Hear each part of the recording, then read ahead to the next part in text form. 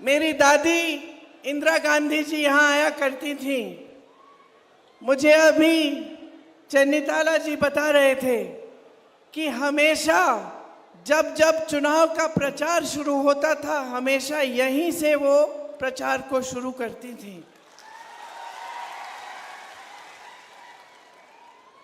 उनका आदिवासी समुदाय के साथ एक बहुत गहरा रिश्ता था। एक ऐसा रिश्ता था जिसमें आपका पूरा आदर था। वो हमेशा कहती थी कि आपकी जो संस्कृति है वो दुनिया की सबसे अच्छी, सबसे मजबूत संस्कृति है। जब भी आपके बीच आती थी और आपके जीवन की समस्याओं को देखती थी, समझती थी, आप हमेशा उनको कुछ छोटा बनाकर कुछ देते थे। वो सारी चीजें आज भी उनके घर में रखी हुई हैं। राहुल और मैं छोटे थे, वो हमें दिखाती थी कि देखो, अगर वो दिखाती थी कि कहाँ से आई हैं ये चीजें, आदिवासियों ने जो बनाई। आपने अगर एक टोकरा भी दिया होता तो उस टोकरे को भी संभाल के वो अपने कमरे में रखती।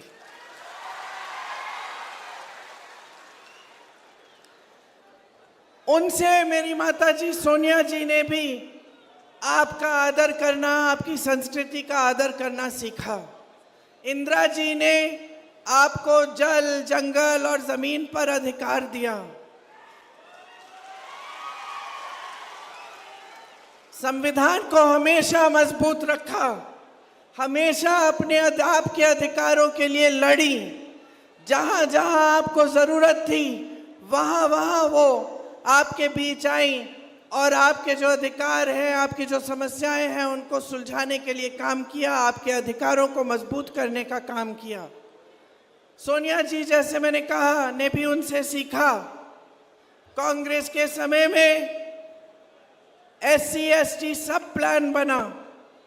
राजीव जी के समय में SC ST अत्याचार निवारण कानून बना, जिससे अगर आप पर अत्याचार होता तो सख्त से सख्त कार्रवाई की जाती है।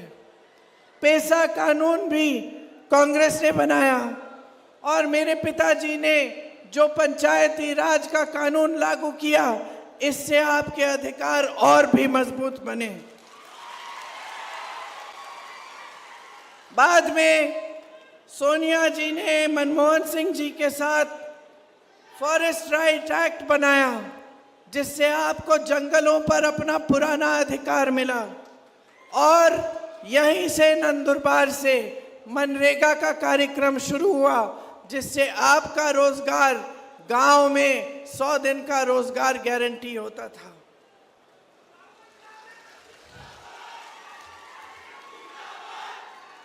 मेरे भाई राहुल गांधी जी आज देश में एक नेता होंगे जिन्होंने कन्याकुमारी से कश्मीर तक 4000 किलोमीटर की यात्रा पैदल की।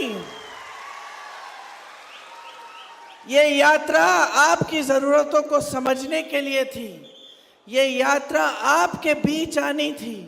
शायद ही कोई ऐसा नेता होगा हमारे देश में जो आपकी समस्याओं को समझने के लिए, आपसे मिलने के लिए 4000 किलोमीटर पैदल चला हो। 4 महीनों तक चला और उसके बाद एक और यात्रा निकाली मणिपुर से मुंबई तक।